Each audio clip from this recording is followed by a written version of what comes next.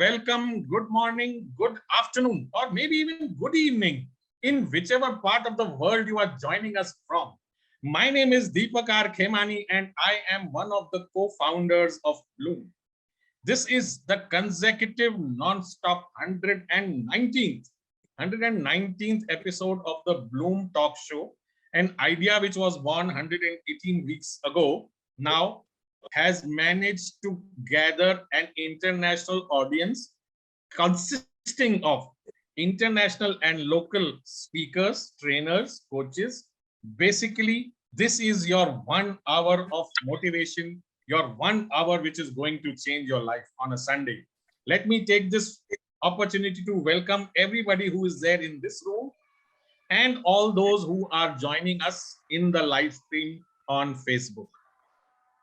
Today, we have a very special guest with us.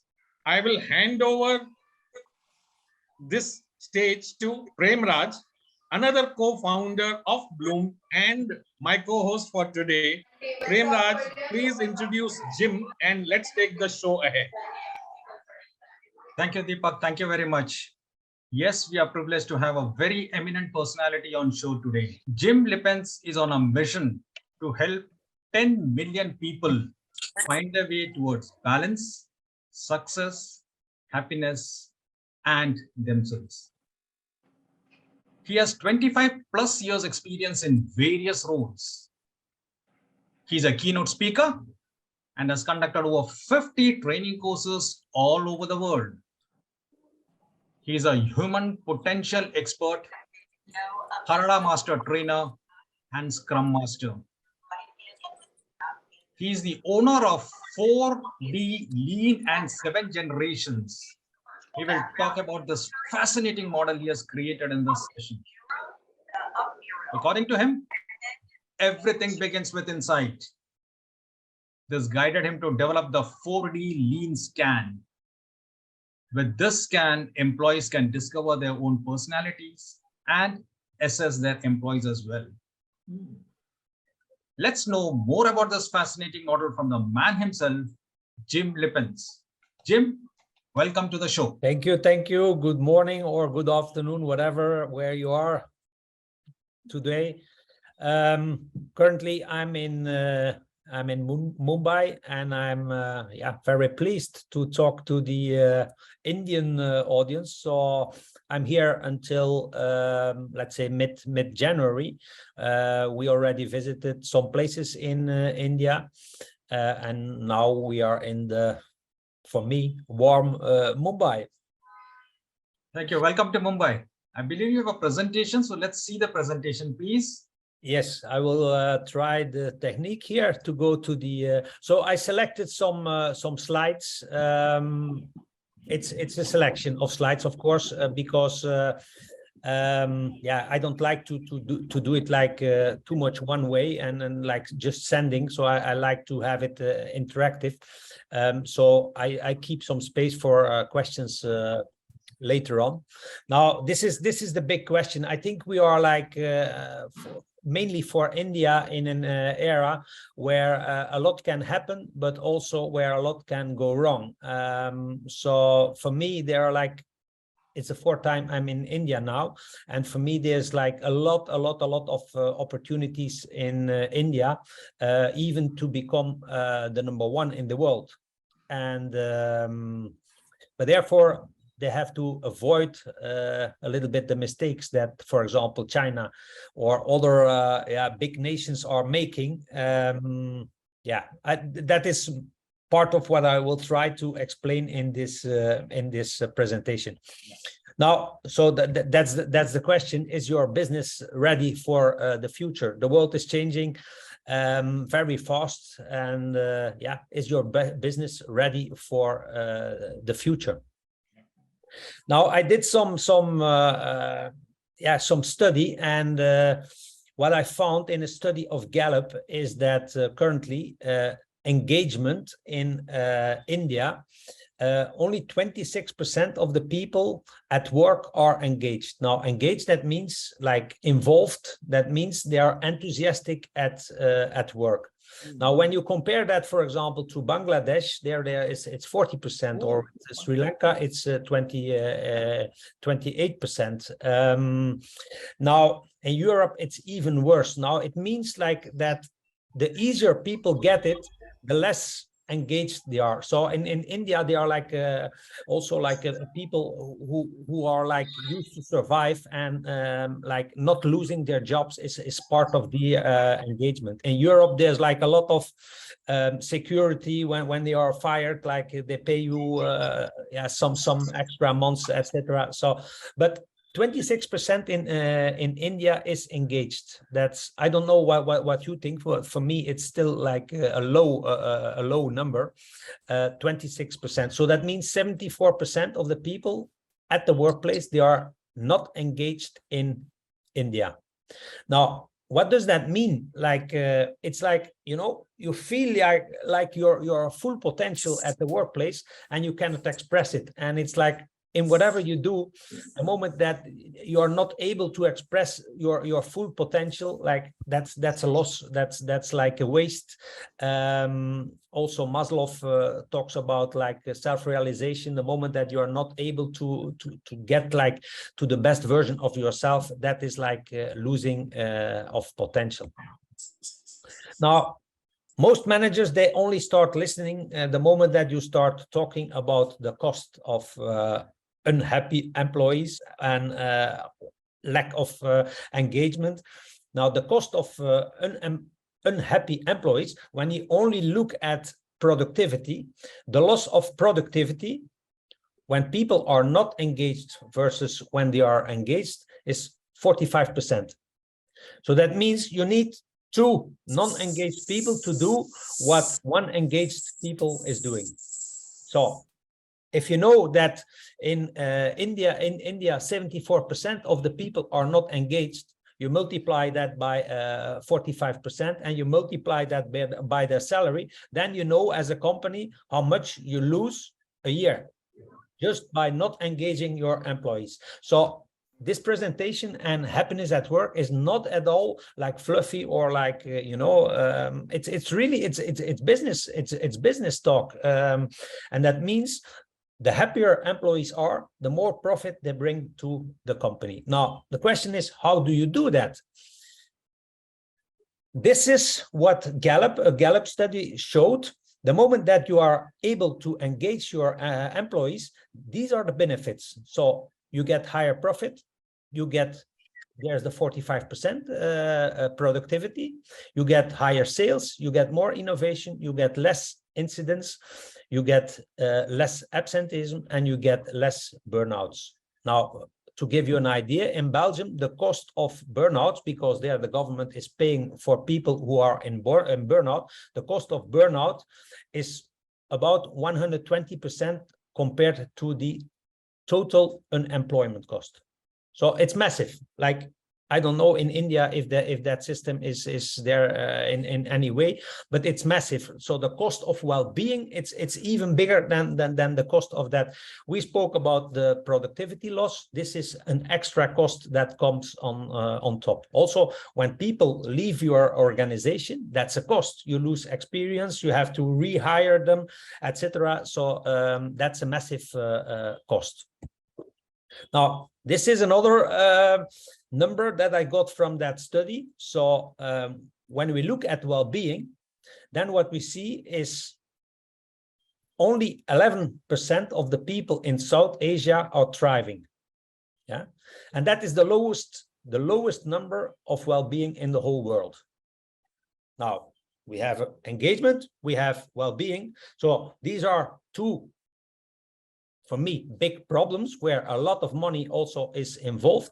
How can we get people more engaged and more thriving in an organization? This is a study, a recent study done in Europe, in Belgium. So Vlerik did a study, and they asked HR managers, like, what are the main topics right now in your organization? And for the first time ever, well-being is at number 1. So people start knowing, like, okay, we have to do something with the health. We have to do something for our employees. Now, These HR managers, it's completely new, so they don't know really how to handle this situation right now. This is for India. So they did a survey with Indian CEOs, and also there, the biggest risk for CEOs is the health risks. So 89% of the CEOs thinks like health risk is the biggest problem, the biggest risk in the future for India. Now, if we can tackle these problems in the future, that might be the elements that bring India to #1 in the world, because China is not really focusing on engagement and on well-being. So this should bring immediate and lasting, that's the most important part, lasting business results. So we want to try to unlock the full potential of people in our organizations. And that is how I developed the 4D Lean model. So I was a plant manager myself for about 5 years. And the summary of these 5 years, I wanted to make it in one model. Now you will see when I start explaining the model that it is an awareness model, but it's also a language. So we talk about 1D, we talk about 3D, we talk about this is a 3D organization, this is a 4D organization. So you will see the moment that you understand that language, it makes it very easy to communicate. And this is the only model in the world I know that makes a link between emotional intelligence and effectiveness. So for a lot of CEOs, they say like, yeah, emotional intelligence, that's not, you know, that's not my piece of cake. Now, we will link emotional intelligence to effectiveness in this model. Now, here is the model. So when you look at the model, the x-axis, that is a timeline. That is like the timeline when I was a plant manager, but it's also an awareness line.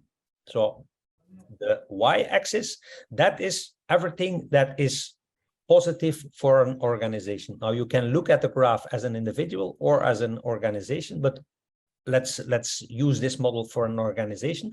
So everything that is positive for an organization, that means safety, innovation, profit, customer satisfaction, employee satisfaction, whatever, like everything that is positive is on the y-axis, and the curve you see is based on facts and figures. So it's not just a curve that I wrote. It is really based on facts and figures. Now, when we go through the model, you see mainly 6 areas: 0D, 1D, 2, 3. Then the right side of 3, we call it 3D plus, and 4D. Now, when I go through that model, what happens in 0D organizations? 0D organizations, you see a flat line. That means there's not a lot going on. These organizations, they are happy with status quo. That means government organizations, administration, in a lot of countries, the army, church. These are all organizations where, you know, they are not dependent on finances, and they are not responsible for their own finances. And there's like a flat line. Now, if you, for example, are an IT guy and you don't load new software every week or every month, whatever, like, you know, in this fast changing world, you know, you're out of business immediately. Now, there comes a moment that you are at this point, that means the cross line between 0D and 1D. There you have the choice, or you go to 1D, or you go to 2D, 3D, and 4D. Now, unfortunately, most of the companies, they jump to 1D. 1D, that is the typical section for control. So control is like really there, the keyword. Top-down organizations having a short-term vision. The top of the organization is just dictating what employees should do, and they see their organization and their employees like as a lemon they can squeeze. So they squeeze the lemon and they try to get as much out of that lemon as possible. Now, what you see in the curve, in the beginning, there's some low-hanging fruit. So let's say somebody is retiring. he is not replaced. Somebody leaves the company, he's not replaced. So you see, like financially, it goes up. Now, the moment that the employees start seeing, because they get the work is spread over the remaining employees, the moment that they start seeing that it's one direction, they go in resistance. And you see that the curve goes down, down, down, down, down, even at a point that is a lot lower than in 0D. So financially, it can even like be more beneficial to be there, but it's short term. Like your company is really, you know, you cannot motivate your people anymore. Like the atmosphere in the company is really broke. To get out of that lowest point, you need a people manager to bring you to the back to the road. Now, if you put there like a wrong person, to get you out of that depth, if you put like another guy who is like really in control, then you know you never can get your company out of this zone. Now, I worked 22 years in that kind of organization, so I really know this type of organizations very well. Nearly all stock companies are unfortunately there in that zone. Every quarter they start like squeezing, and you know, the results have to be there. So it's a short-term vision, and it's the only section that I say don't go there, because as an organization you can start in whatever dimension. The D stands for dimension. You can go or start in whatever dimension you want. Now, my advice is go then to 2D, and in 2D there the key, you see, the key is trust. So the difference between 2D and 1D is trust. As long as you don't have trust, you know, you cannot ask your employees to, you cannot ask your employees to to bring their full self to at work, because they don't trust the situation. Therefore, you need authentic leaders to guide the employees, and we are starting to look for win-wins. So the organizations start working together with the employees, and this is based on two pillars, the two pillars of the Toyota way: continuous improvement and respect for people. And you see that the slope of the things going on is slowly going up. So things getting better day by day. These organizations, they focus on the longer term, and they try to engage their people. Now, this is still a rational environment. The moment that the organization is ready to shift a little bit more to connection, that means the easiest way to shift to connection is to allow people to do what they like and to do what they are good at. That means focusing on passion and talent. Now, the moment that these people get the autonomy to do what they like and what they are like really skilled in, then they get like creativity increases, and that leads to innovation. Because innovation is stronger than continuous improvement, you see that the slope is going up. So people start like being part of the organization, and they want to help like the organization grow. Now, the biggest jump comes the moment that the leader is able to create a hard connection, really a close connection like a connection like he has in his family with his employees. The moment that that leader is vulnerable, that means that he dares to show how he or she is really fully himself, that starts like creating a bond with the employees.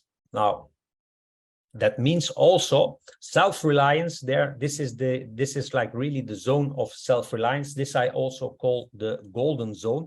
Self-reliance, that means that you are like achieving whatever you think, that you are exceeding like even your own potential, and also that the leader is doing everything to make all his employees grow to that best level of themselves. Now, the ARADA method is a method I learned coming from Japan. I learned it in America. That is like really a method to combine result with balance. We go to the last type of organizations. These are the 4D organizations. They are mainly focusing on purpose. They have a mission. They want to contribute to a better world, focus on balance, personal well-being, and happiness.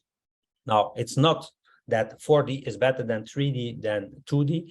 It is like additional. So in fact, to reach all the type of people, you just try as an organization to create like what I call a pizza with all the elements, 2D, 3D, 3D plus and 4D in, and you keep the preference of your pizza.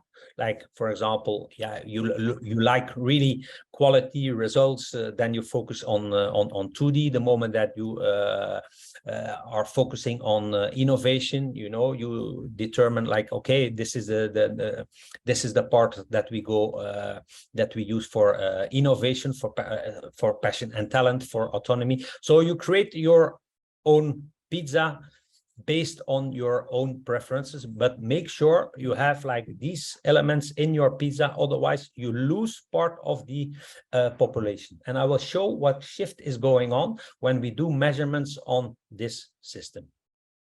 So this is the 4D model. During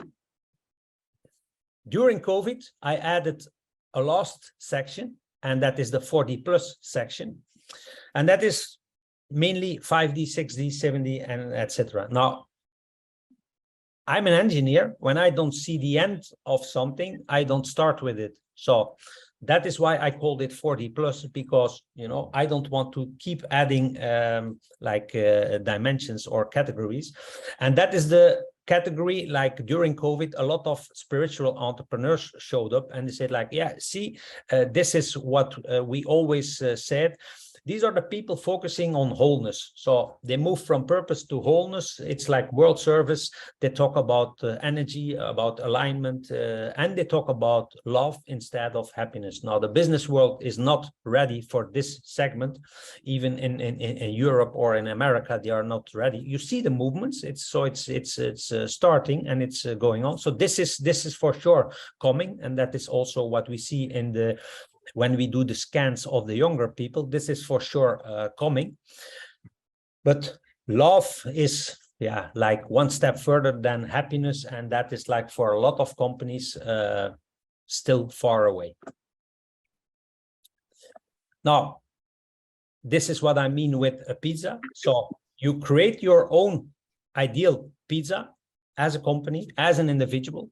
You create your own pizza, but make sure you look at your pizza and you just see like what parts you are missing or what parts you could reduce or increase to be like the most effective. This is what is going on as a company. You have to focus like constantly on what is going on, what is changing. Yeah, so the changing needs of individuals, like millennials, they have other needs than Gen Z people. There you have to match your company. If you don't do that, you lose these people. Like, it's clear you cannot in Europe. What we see is like in India, you still have like a lot of people available for the workplace. In Europe, there's like a shortage of people. People really pick the organization where they are going to, and if you know the distance between what they ask, what they need, is bigger than what they get, they just or they don't come, or they don't leave, or they don't stay in that company. Now, this is what we see. The moment that we start measuring different generations, I'm born in 68. In 68, let's say the modern thinking people, they had an average DQ, and DQ that I have to explain, that's dimensional quotient. So dimensional quotient, I say like you have IQ, you have EQ, you have DQ. So DQ means it is the average of all the answers you give. We do a scan. In that scan, we ask people to answer like 35 questions. Each answer has a score, and that average score, that is what we call DQ. Now, the moment that you look at your DQ, people from Gen X, so they are born between 65 and 80, they have in average like a DQ between 2 and 3. When we look at millennials, you see that there's a shift going on. 95% of the millennials, they have a DQ between 3 and 3.5. So that means the start of 3D until the middle of 3D, 3 until 3.5, or part of them are above 4. Now, what we see in Gen Z are people who are born after 96. Again, we see a shift of half a D to the right side. Now, what does that mean? As an organization, the average organization, they are like somewhere between 1 and 2. That is like most of the organizations, they are still there. The majority, 90% of the organizations is still between 0 and 2D. There is 90%. So for example, as an organization, you have a DQ of 1.5, and the people, you know, around you, they keep shifting further away. You know, it's not matching anymore. And like I said, in each relation, the moment that the gap between what you ask and what you get is getting bigger and bigger and bigger, people are not staying. So this is a big problem, and this is why organizations should, and it's also happening in India, why organizations should really evolve and really shift their DQ following the evolution of the generations. When the organizations say, no, we stay in 1D, they lose the employees. So you will see, you cannot keep your employees if you stay in the dimension where you are.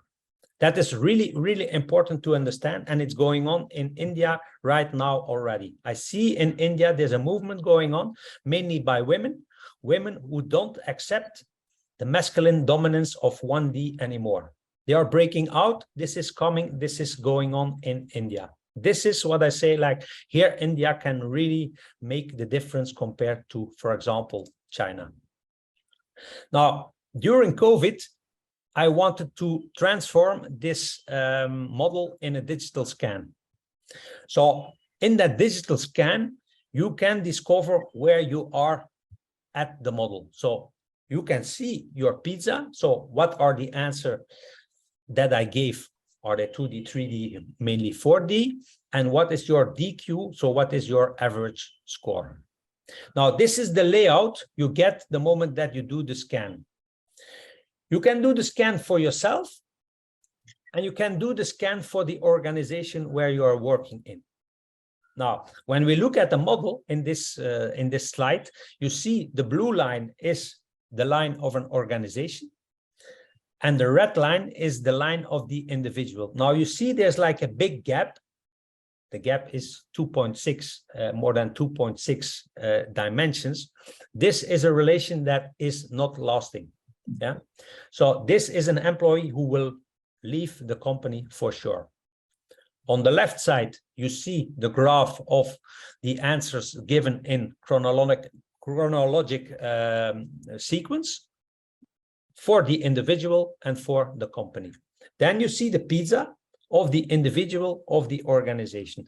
Now, what you see, for example, in the pizza of the organization, the red color are the answers, the 1D answers. So the individual estimates the organization as giving more than 80% of 1D answers. So the environment, like the 1D environment, it's like really a toxic environment for the employees. That is seen in that pizza. That means the moment that the employee just experience the environment as being toxic, the engagement reduces. That means, you know, engagement reduces. You see the costs just go up, and, you know, the potential of the employee just stays hidden.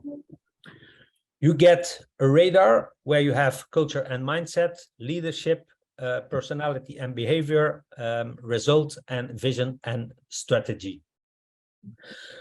And then you can see like what the effectiveness of this individual is. So this individual has an effectiveness of 62%. That means that is the percentage how far he is evolved compared to his full potential, but also in which way he is able to reach all the other dimensions. So this is a summary of the layout we are getting. Now, when you ask people on the model, when I ask people, okay, this is now a Dutch in Dutch, but when I ask employees, can you put a post-it on the poster where you think you are as an individual? What matches most with your philosophy? These are the colored post-its. So the moment that I put it on the poster, you see that they are mainly between 2 and 4D. When I ask them the same question, can you now put where you estimate your organization? You see that they put their post-its mainly in 1, maybe in the beginning of 2D. That means that gap is the big problem. So that is the gap that we need to close. This is like, if you try it with employees, within 5 minutes, they know what their preferred dimension is, and they know for sure what they want to avoid. So you measure where you are as an employer, you measure where you are as an employee, and that gap is the #1 factor for results. Yeah, the closer the gap, the higher the results. So we need to close that gap. Here, for example, you see an example of what's going on in Holland. So in Holland, there's like a massive shortage on nurses. On the left side, you see the individual scan of a nurse. So that nurse has mainly 2D. That means like he's like really organized, structured. He likes procedure, quality, safety, and so he's like really stable, good worker. 25% of 4D elements. So purpose-driven, typically for healthcare is like yeah, really care for patients, like empathic. That is all in this pizza. Now, when this nurse estimated the organization, you see 57% of the organization is estimated as being 0D. So nothing is organized, nothing is happening, and 37% of the organization is 1D. This is why Holland is not getting nurses anymore, because the gap between what is going on in healthcare, mainly squeezing the lemon, doing more and more and more with less employees, it's not working anymore. People are not accepting this anymore. So that means in Holland, the hospitals are just, you know, losing their employees. They are reducing the beds in the hospitals. Now, with the population that is getting older and older, we will need more and more and more beds. Now, this is what is going on. The beds are going, you know, down, and the number of beds needed are going up. This is India. So I have a lot of scans done in India. Now, these are typically Indian scans. So when I ask people in India, can you estimate where you think your organization is? This is what typically view of the organization is.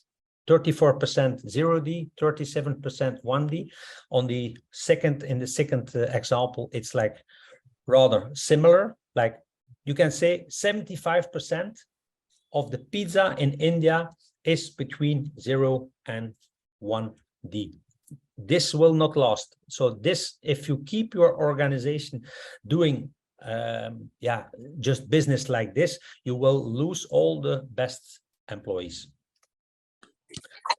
Now, you can use this scan to do predictions.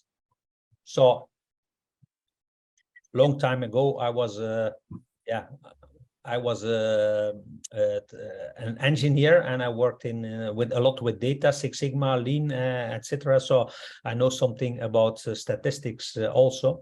What you see here, organizations with a DQ between 1 and 2, these are the organizations who get the burnouts, the absenteeism, and the employee turnover.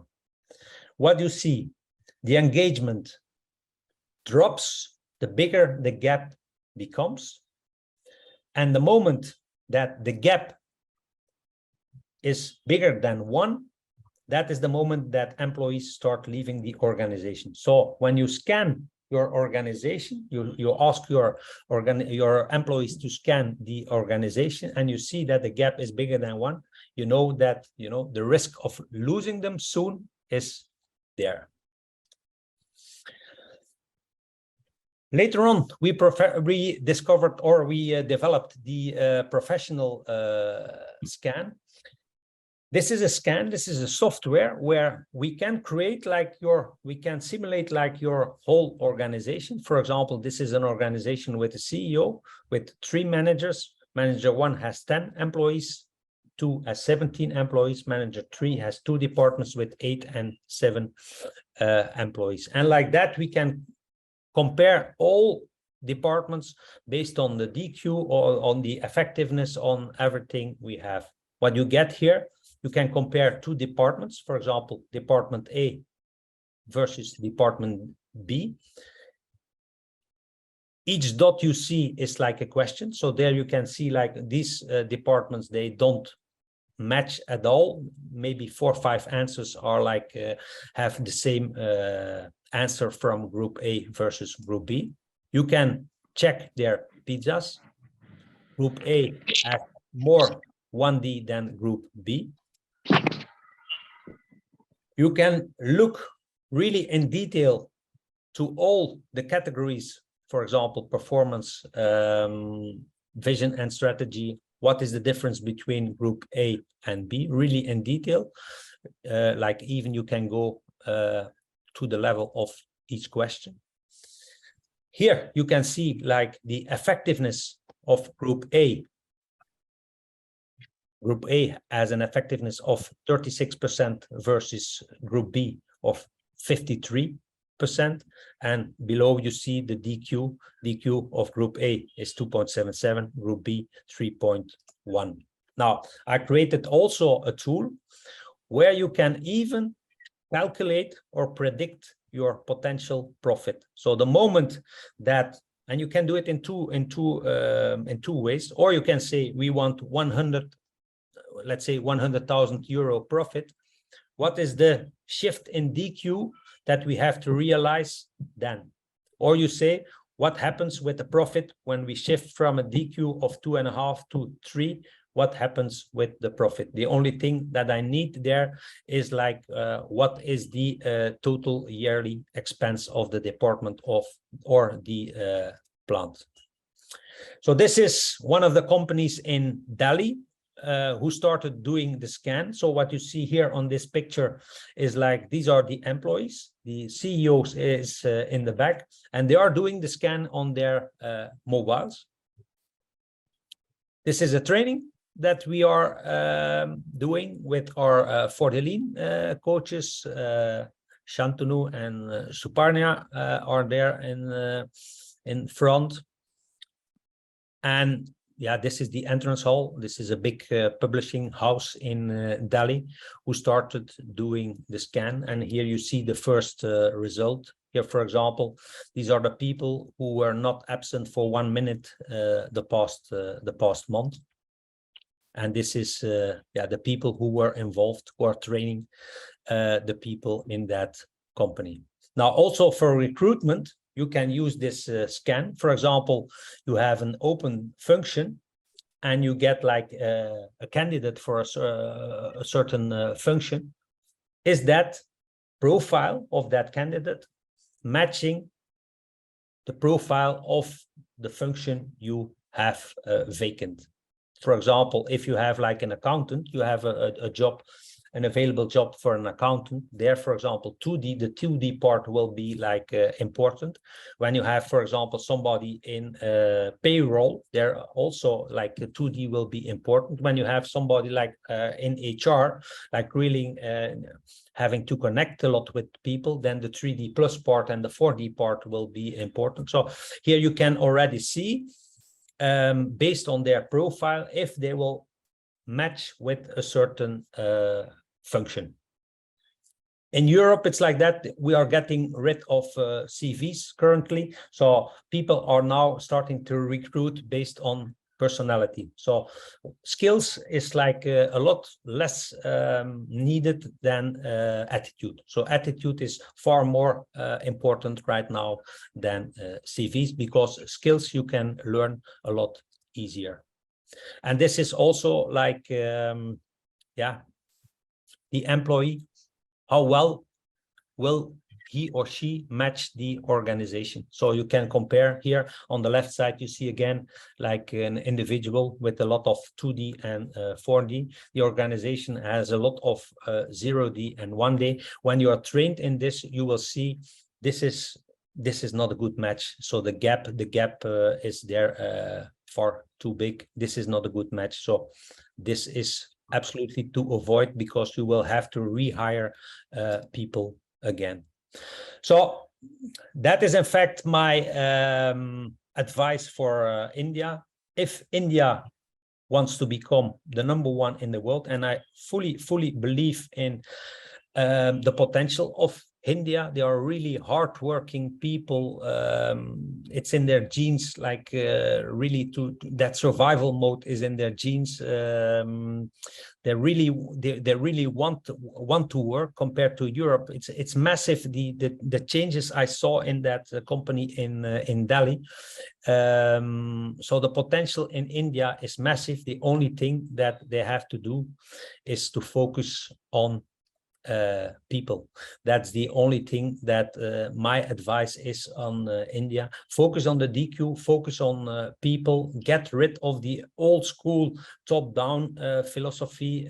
Just engage your people, connect with them, give them autonomy, give them purpose, and you will for sure be #1 in the world, and you will never go away from that position. So if there are people watching now who are interested to become a For the Lean coach, we are still looking for the Lean coaches in India.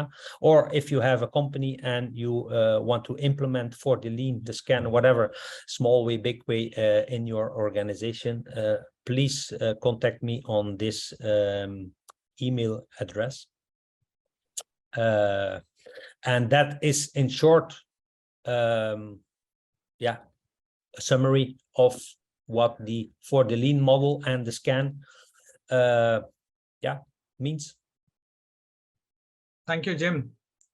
That was a fascinating half an hour that we spent with you, and some of the things that you said really are eye-openers. A couple of questions from me before I hand it over to Deepak. As a human potential expert, how would you view Elon Musk's directive to employees to sign up for long hours at high intensity or leave? Yeah, you have seen when you look at the model. For me, Elon Musk is like really in the zone of 3D innovation, and like he's there, like, and a lot of companies like Microsoft, Google, I estimate them like really into the 3D zone. Now, what happens is that zone sometimes is misused to attract young people. So like young people, they want an exciting culture. They like the brands, they like the logos, they like yeah, just the innovation, the culture, X factor leadership, like and the moment that they get into that company, and then you start like telling these people like, okay, from now on, instead of working 8 hours, you work 12 hours. And, I don't know how many people he fired. What do you think that does with the trust? So what he's doing, he moves his company from 3D to 1D. And that means you lose trust. Trust is the key for 2D. So you go from 3D to 1D.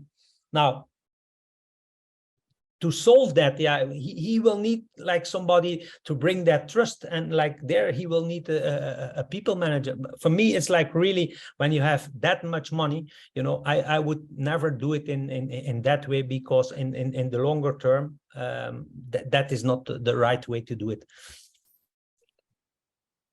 Thank you. That was quite informative. Another question from me. And this is about you mentioned about the alpha generation, those born after 2011. Yeah.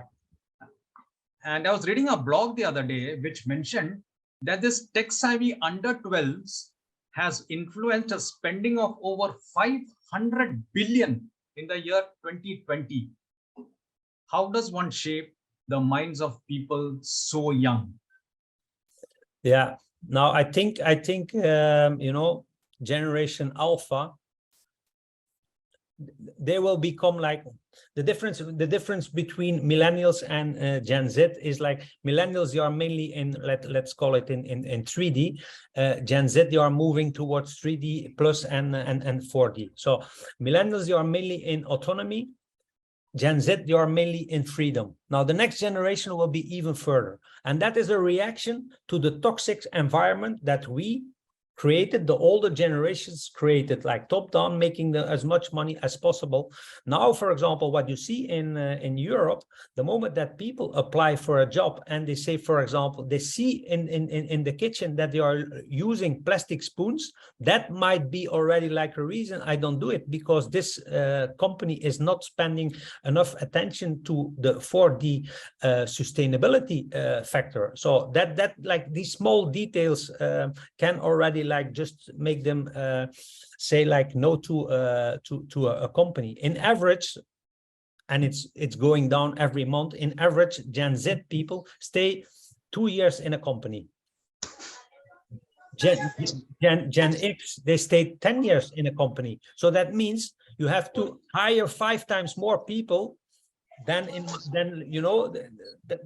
before. What kind of cost is this? Not only quality cost, but experience, reputation. You know, customers who are used to work with certain people, they see like, oh, he's gone again. Oh, that one is gone again. What does that do with the reputation of the organization? Also, now generation alpha and the generations like.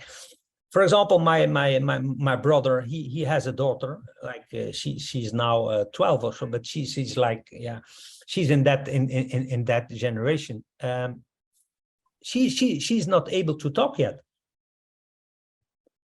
but she can sing, she can dance, she has like all kind of, the world is completely changing, and so that is not matching at all with the old way. They will determine what they do, not the organizations. And it's like Gary Vaynerchuk, one of the most influential entrepreneurs right now. He says like the risk will not be like you know, how can I retain my people? The risk will be like, will there in the future be people willing to work for a company?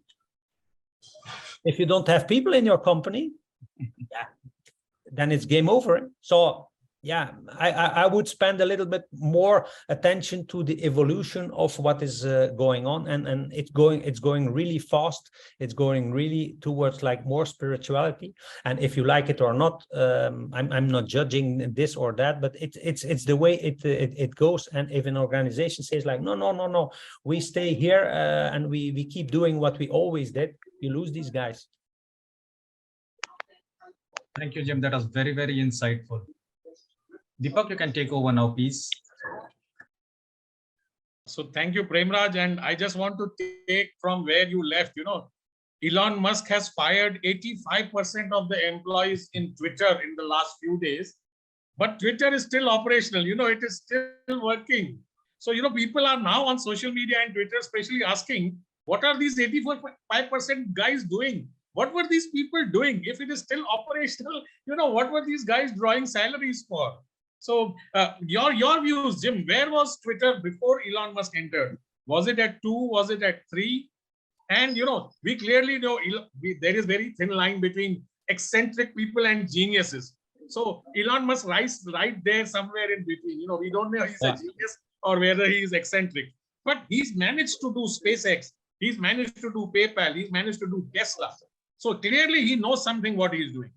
Yeah, absolutely. Now, what these people in Twitter are doing, that of course I don't know, but you know, That is one of the things you normally do in 2D, and that is the problem. That is, for example, the difference between Toyota and Tesla. Yeah, for me, but that's I will get like a lot of obstruction when I'm saying this. For me, Tesla is more innovative than Toyota. But for me, also the quality of Toyota is far better than the quality of Tesla. Yes. And how come? Toyota started with lean manufacturing in the 50s. That's 70 years ago. So what they did was like they're trying to get like zero defects. Like you will see a Toyota, a car, like the guarantee on a car in a Toyota, like it will be like in the top of all cars, because they are so focused on quality. They say like at the moment that quality goes wrong, you get rework, you get like extra cost and etc. So Toyota really started with the base, with 2D. For me, Toyota is the benchmark for 2D. They really start with quality procedures, like, you know, making rules, like getting rid of waste. Now, a lot of 3D companies and mainly startups, they start immediately in 3D because it's sexy. 2D, it's not sexy to make. For me, it's not sexy to write like a procedure or you know, to get some rules out or to improve like quality. It's far more fun to go from one idea to the other and like to be in that 3D zone. And but that is for me what happened also with Twitter. They started in the 3D zone. And there's a lot of waste in that organization that is just hidden, that should have been taken out in 2D, but because they started in 3D, the waste was still there. What we did, the first thing what we did in Delhi, when we started doing the scan in Delhi. So first I looked at the scan and we saw like where the organization was. So the first thing was like to install trust. It's always number one, to show respect. That's included in that. But then we were asking the employees like, okay, what type of waste do you see in your organization? Just to give them the mindset, the 2D mindset, like, you know, that is like really basic, like what type of waste, what type of rework, what type of defects, what is there, because that's a burden for everybody who is included. So I guess there was a lot of waste hidden in the Twitter process, but also, of course, if you go from 8 hours a day to 12 hours, yeah, that's 50% that you already do with the same people, do more with the same people. Of course, like that you can reduce the number of people, but how long they will stay and how motivated they will stay, that will be something else. So the cost of, you know, losing that engagement, that's something else. Yeah, point well taken. And since you spoke about Toyota, we've all heard about the Kaizen concept of the Japanese. Is the 4D lean model incorporating Kaizen, or is Kaizen different from 4D? No, I really spent, it's part, it's like one of the parts. Also, when when you want to engage the people, that's also something we did in Delhi. So we asked the people, okay, can you think about potential improvements in your, you know, workplace? Yeah. Within 15 minutes, they came with 118 improvement ideas. Wow. That's the hidden potential. That is Kaizen. Yeah, that is like continuous improvement, Kaizen. That is like the hidden potential. Now, if you don't ask them, if you don't engage them, if you don't give them the chance to write it down and to implement it, that is all hidden. Yes. So within 15-20 minutes, we got 118 ideas.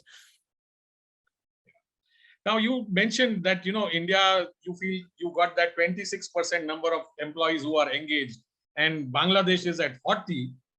What is that right number? What is that sweet spot which works perfectly for any company? Is there a number? Can you say 50% plus employees are engaged and the company is doing good, or is it even higher? Yeah, part of the engagement, like when you look at Singapore, for example, it's lower.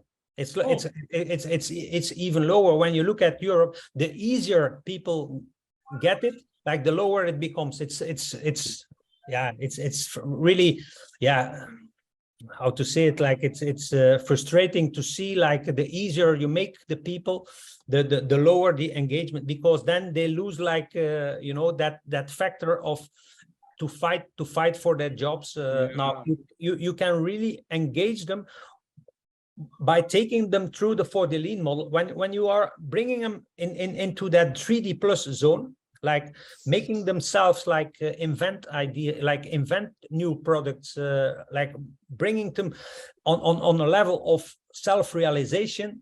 Yeah. Then for me 100% of the employees should be engaged. When I worked as a plant manager, I had a department of 108 people. No one left in 5 years. No one left. The absent rate went from 10% to 0.3%, because I did the different steps that you saw in the model. First 2D, then 3D, and you go one step further, but you try to make the best potential version of each other. And then people were saying, like, even they were sick, they came to work, because they said, like, Wow. there's more to do at work than at home. Like it's more fun to work than to be at home. Great numbers. I mean, I would like to bring Premraj in here. Premraj, you were the manager of a very, very large bank and their BPO in India. What was your experience? Just in a few minutes. You're muted. You'll have to unmute. Retention in BPOs is always very, very difficult, because in most of the BPOs, the attrition rate used to be more than 100%. Wow. We used to have people staying there for anything between 6 months, 9 months, and less than 12 months too. Yeah. So to get into the heart of these people, like Jim mentioned, unless you make them feel important, the organization that really cares, only then will they stick. Yeah. And BPOs, most of the BPOs have the younger generations, and like Jim rightly mentioned, in those age, the average sticking point is just less than 2 years. So BPOs will always have very, very high attrition rates. There what is important, what I saw in Delhi, for example, two things I saw, like immediately when we started like talking to these people, they created like a team, and immediately they gave themselves, like, one became a captain and another one became like a vice captain. So what does that mean? You know, they want to be important. They want to take that responsibility. Give them that responsibility without telling them like what to do top down. No, just give them that responsibility. And two, respect women. Like, the difference in India between men and women is far too big. So that is another thing that I would do, like for sure in India. Give power to the women. Give power to the women. Wonderful. Now, on the model also, like the masculine side is on the left side on the model. The feminine side is on the right side of the model. The doing is at the left side. The being is at the right side. The result is left, and the balance is on the right side. But integrate these women in your strategies. Yes. And my next question to you is: you've been in India for quite some time, and you still have a long time to go. You are working with organizations big and small. Many businesses in India, are multi-generational. These are family business. The grandfather started it, now the father, and then their sons, they are managing it.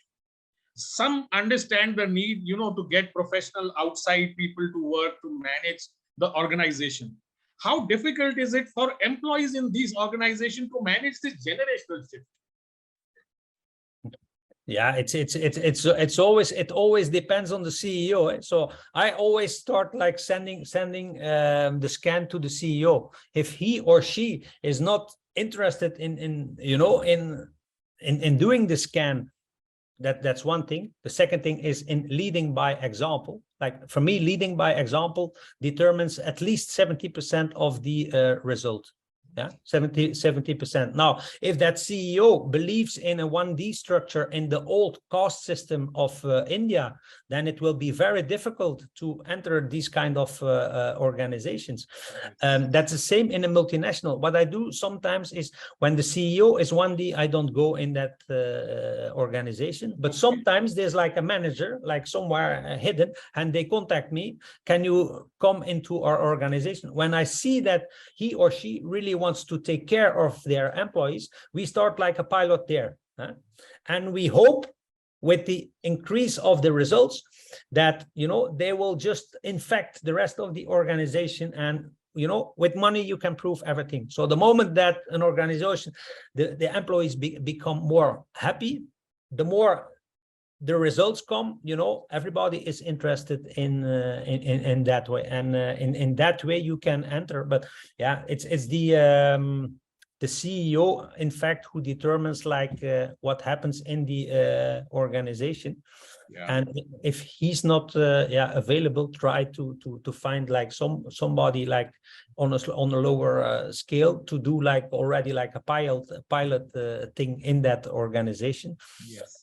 But yeah, one day he will have to communicate with. That was also in Delhi, in Delhi like that. But yeah, you know, two brothers having a company, one taking the initiative, the other one like a little bit waiting for the results. Now he sees that everything is like working fabulous, like people showing up.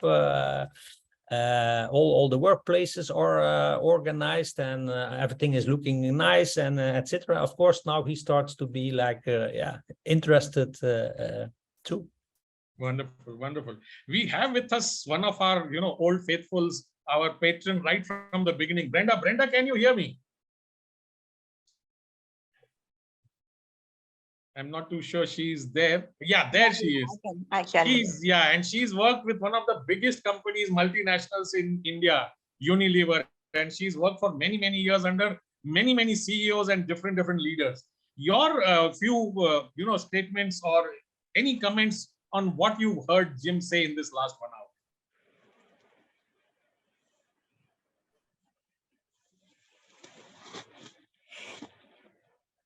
I really don't know what to say, because I'm seeing this put in a sort of a very structured model.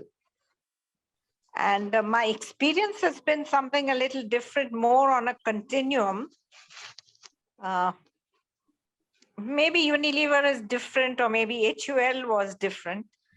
Of course, we always had the regular yearly sort of GPS, you know, studies about the employee engagement. I wouldn't go by them because nobody really took it that seriously, because everybody knew you had to just get a good result, because HR had to tick off that kind of, you know, that box. Yeah. But if you ask me more on a personal level, the experience has really been very different, because I think maybe the company sort of built a culture over, you know, close to 150 years, at least in India, which was very much, you know, on a scale of trust, caring being at the heart of it, trust, to some extent, you know, meritocracy, to a great extent, at least in the early years, and trust and caring was very much at the heart of it, and that went through every area really. So the results were quite different. Don't go by the GPS or anything, but by and large, if you ask anybody who has worked in that company for long or even left, there's one thing they'll say to you, and this is one very common thing. You can take HUL out of a person, but you can't take the person. You can take the person out of HUL, but you can't take HUL out of the person. Yes, very well said. And this is not just something that I'm saying because I've been there, you know, 32 years. Yes. But I'm even saying it as an ex-employee. Even as an ex-employee, people take such interest For instance, I think yesterday there was an article on HUL which was in the paper, and somehow I had missed it. So I was so eager to read it, and I get so cheered. So I'm giving you an example, which is probably may not be the sort of the sample, or the average. But what I am trying to say is that it is not, it is not impossible, and there are companies who've done it. And what you are saying is absolutely right, that when companies don't do it, they don't last. Yeah. That's absolutely okay. That's absolutely, I mean, I agree with you. But to be very honest, in the 2 or 3 companies that I have worked for, this has actually not been my experience. Of course, HUL was at a higher level, but I've worked for basically a totally family-run company, Indian company, 2 multinationals, and it has been a very, I think sometimes just to sort of take a model and think that you just have to go from one step to another may not be always the case, may not apply to every company. Yeah. That's just what I'm trying to say, that to put it and say that, okay, you have to go from one B to 1D, or, it may not necessarily be, the norm that would apply to every company. And I think CEOs today also to think that, there would be many, because there's a lot of unemployment in the country. So people are more interested in, in getting a job rather than the correct fit.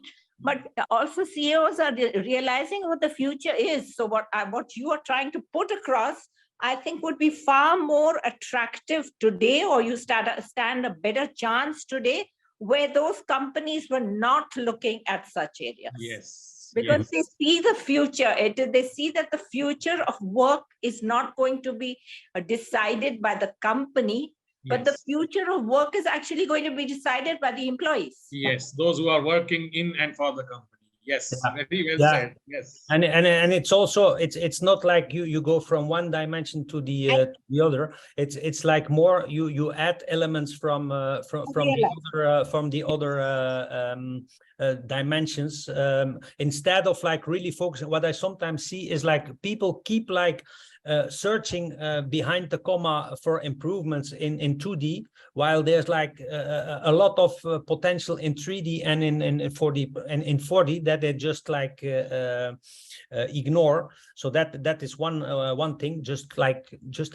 Keep adjusting your pizza based on the evolution. That is one of the things I'm saying. And the other thing is like, of course, how do you measure like the hidden potential of people? A lot of organizations are not even aware of what the potential of their people is. For example, when I was that plant manager, 80% of the products running in my organization, they were invented by the people who worked at the production line.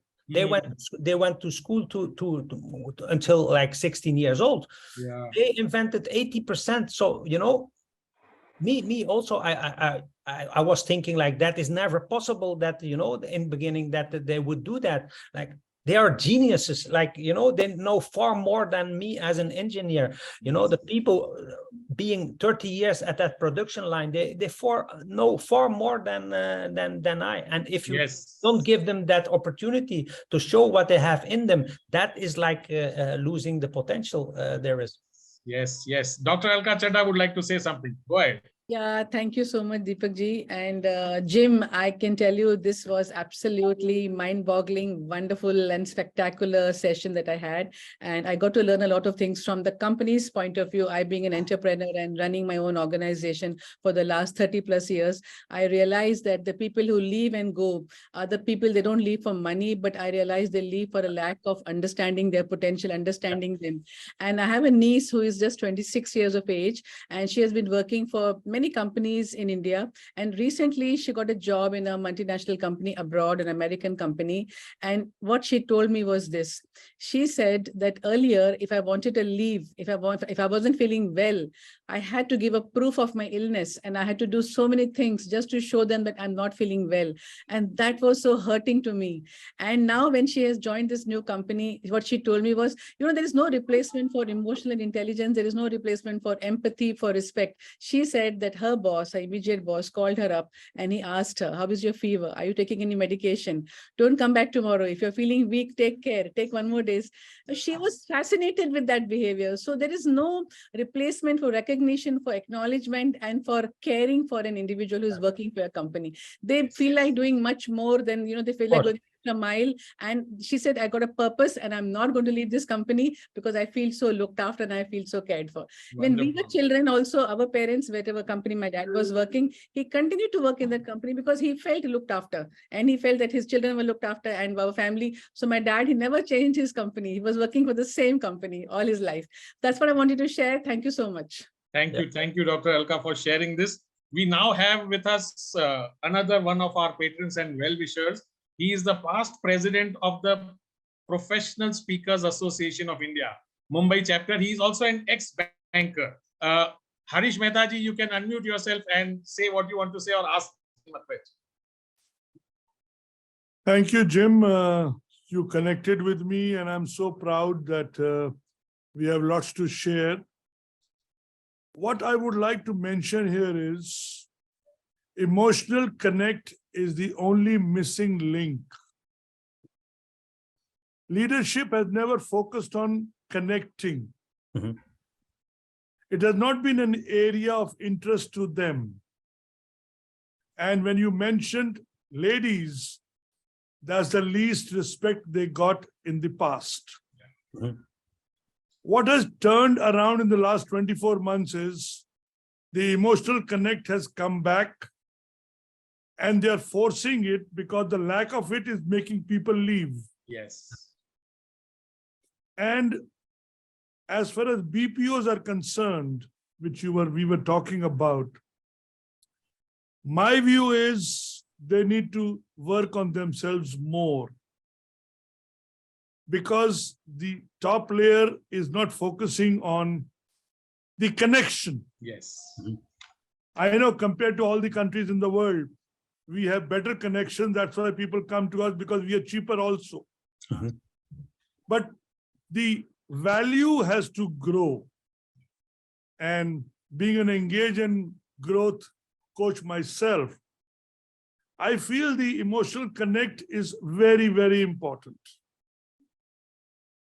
And how we are focusing in terms of senior leadership, bringing it down as a culture, and what is the way that you have been installing, I would love to know. Thank you. Thank you, Harishji. We are way past our time, but I would still take this opportunity. There are 30 people in the room who have stayed right behind to listen to everyone. If anyone has a question or a statement, please unmute yourself and ask Jim directly.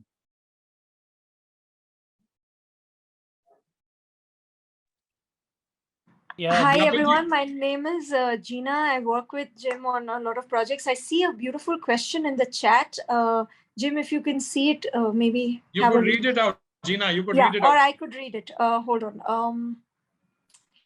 The question is, Jim, what would be your advice to a typically newly inducted CEO who understands all about 4D lean model and wants to implement it in his company, but the promoters and the subordinates are still in 0 or 1D mindset?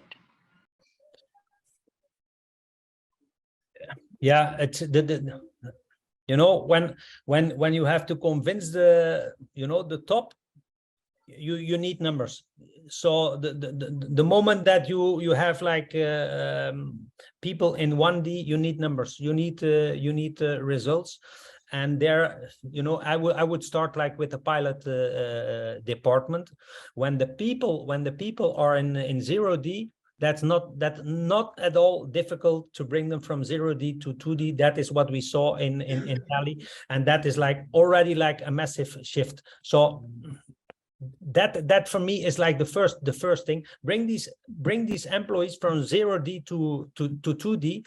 The people will see like what the reaction is, what is happening. What happened in Delhi? We started with a group of 30 people. It was like a small. We did a trial.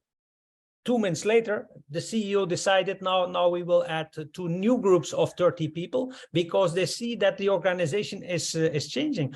In the past, like some months ago, you know, that CEO, he was like, you know, he did not know what to do, because sometimes there was a book laying on the ground for 3-4 days. Nobody was picking it up. Yeah. Now he says that these employees are bringing 118 improvement ideas. You know, that shift in 2 months' time, and that is like really a power in India.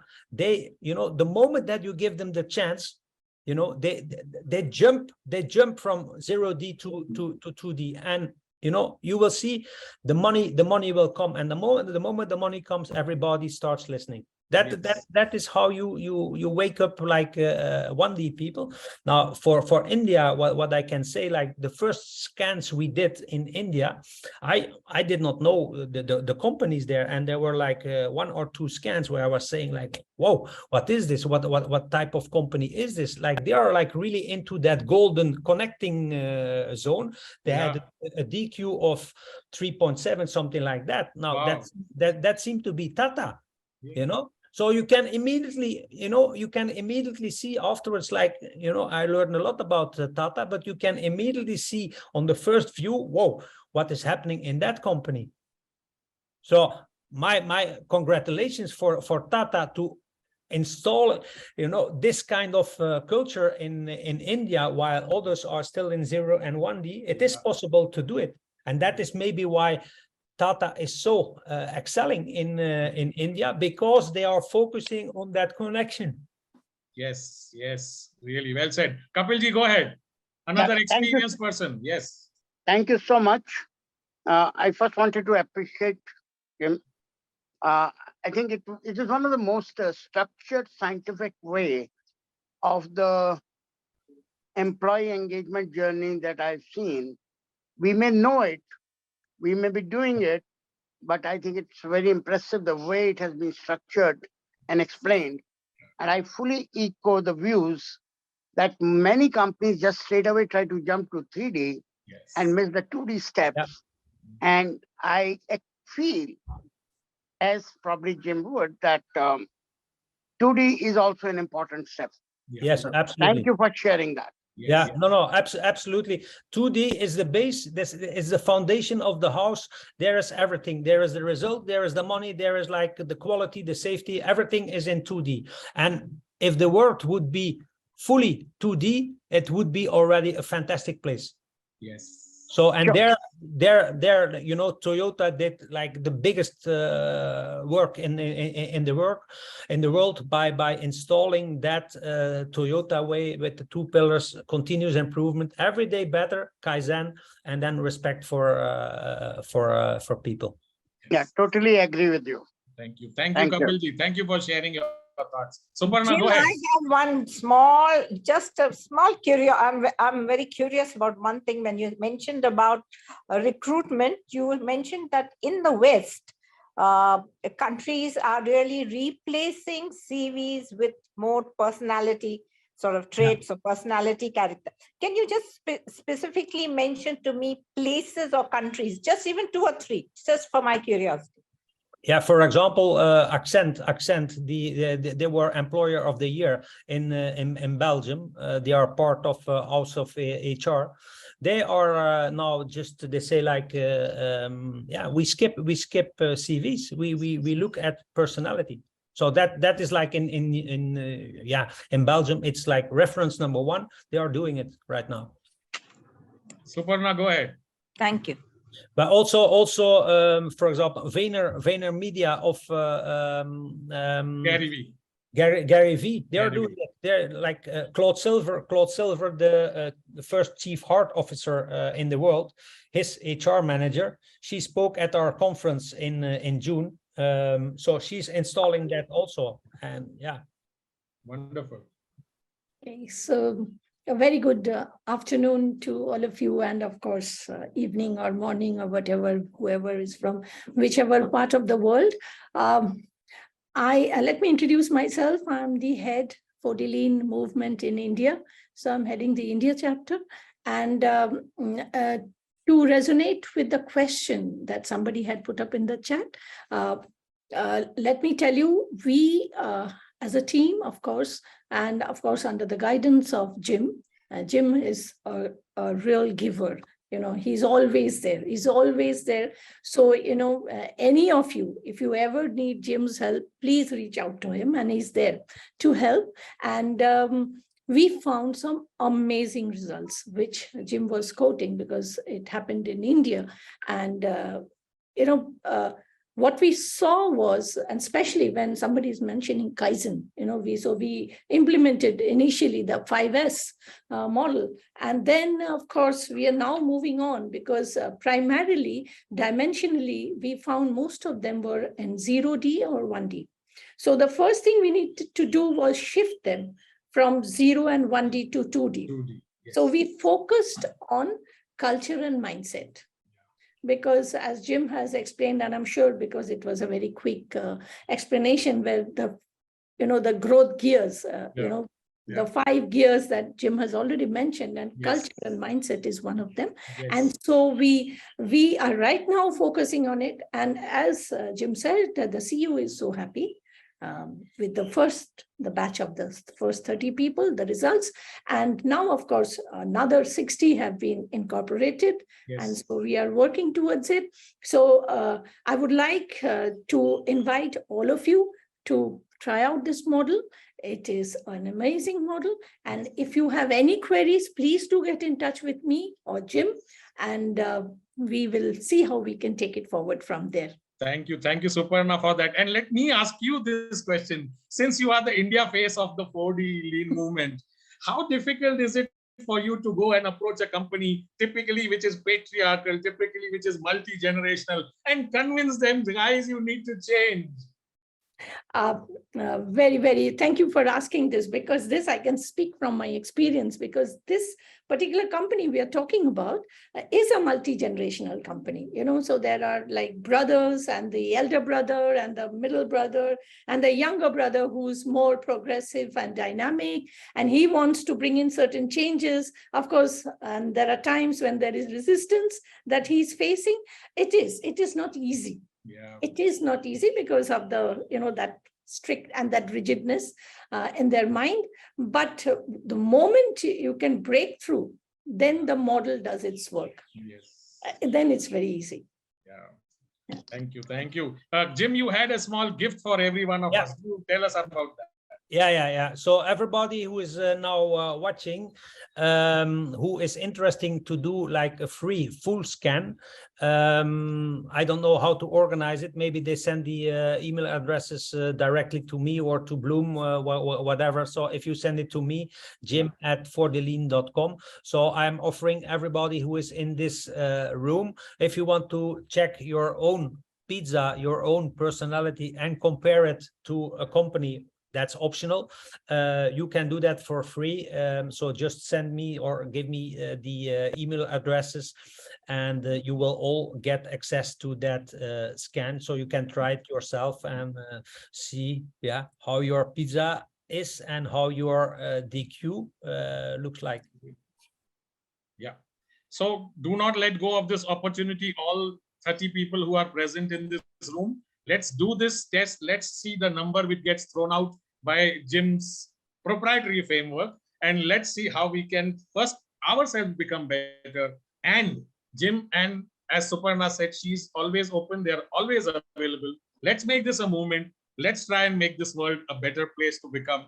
Let's take this opportunity to thank Jim again. Over to you, Premraj. And I can say this. Many a times we find it difficult to cover the 60 minutes of our show. Today we are touching almost 90 minutes and everybody is still there in the room. That goes to show, Jim, you were really good at what you were telling us. Everybody was in tune with you. Everybody wanted to know more. And I'm sure they are thirsting to get that 4D Lean report of yours. Over to you, Premraj. Yeah, thank you, Deepak.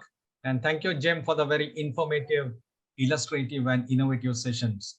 And thank you for the free gift. I'm sure all the 36 participants who were part of this session today will partake of that. You rightly mentioned, proper employee engagement is a key to productivity and subsequent profitability. Yes. This will ensure low burnout, absenteeism, and employee turnover. And you also rightly mentioned the culture the CEO set Yes. percolates downwards. For corporates to survive and thrive, employee experience is of paramount interest and importance. Thank you, Jim, for an outstanding session. Wonderful. And thank you to the 36 participants who were also part of this show. Yes. And thank you, Suparna, for giving that offer to us. We will Yes. take that. And God the bless. Bloom team would like to meet Jim personally in the next few days. Yeah. Yes. Yes, I'm looking forward to meet you in person. And my question, my request to the audience is always, please help us install this in India. Please help us shift that DQ a little bit more towards like where the employees are. Then you would just contribute to a better world. So that Yes, is we'll do my that.